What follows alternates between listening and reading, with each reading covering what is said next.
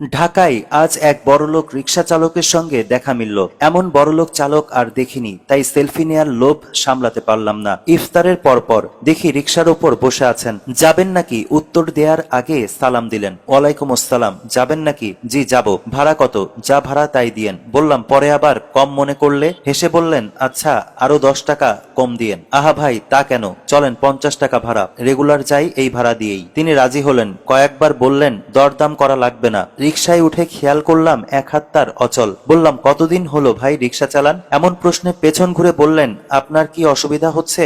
আমার এক হাত অচল হইলেও রিকশা চালাইতে অসুবিধা হয় না। না না অসুবিধা না, জানতে চাইলাম আর কি। বললেন 1 বছর হলো। বেশ কষ্টের কাজ তো। বললেন একটু কষ্ট না করলে হবে ভাইজান? ভদ্রলোকের নাম জিজ্ঞাসা করতেই বললেন মোহাম্মদ মোস্তফা, বাড়ি ময়মনসিংহ।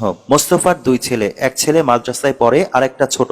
বললাম গ্রামে থাকতে পারলেন না এই শরীরে ঢাকায় রিকশা না চালিয়ে? বললেন আমার তো অসুবিধা হয় না ভাইজান, হালাল ইনকাম করে খাই। মানুষের কাছে হাত পাতা লাগবে গ্রামে থাকলে। 2 কাঠা জমি আছে, আল্লাহর রহমত যে রিকশা চালাতে পারি। বললাম আপনি একটা অটোরিকশা নিতে পারতেন এই প্যাডেল না নিয়ে। বললেন তা পারি, কিন্তু অটোরিকশায় খুব অ্যাক্সিডেন্ট হয়, আমি চাই না আমার যাত্রীদের ক্ষতি হোক। প্যাডেল রিকশায় একটু কমই ওঠে মানুষ, তা উঠুক না হয়, তবুও যাত্রীও ভালো থাকলো আমিও থাকলাম। আচ্ছা মোস্তফা ভাই, ঢাকায় কখনো এমন হয়েছে যে ভাড়া না দিয়ে চলে গেছে কেউ? বললেন 1 বছরে 3 বার এমন হয়েছে। একদিন রাতে এক প্যান্ট শার্ট পরা মানুষ উঠলো রিকশায়, কাজীপাড়ায় এক বড় বাড়ির সামনে নামলো। 2 মিনিট অপেক্ষা করেন বইলা সেই যে ভেতরে ঢুকলো আর বের হয় নাই। এরপর দারোয়ান আমাকে গালাগালি করলো, গেটের সামনে দাঁড়াইছিলাম বইলা। মন খারাপ হয়েছিল। এরপর মোস্তফা ভাই বললেন খুব মন খারাপ হয়েছিল।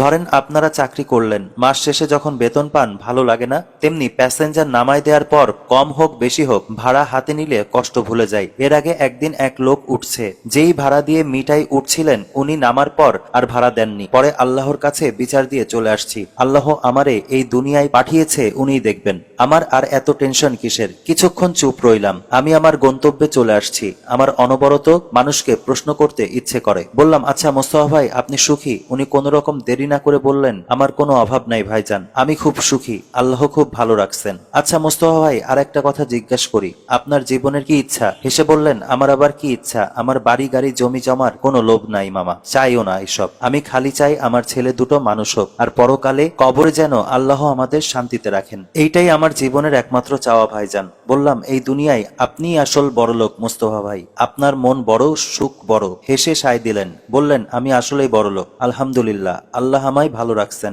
আমি তাকিয়ে আছি, সুখে আছি, এই কথা বলার হিম্মত এই শহরে কজনের আছে মোস্তফা ভাই ছাড়া?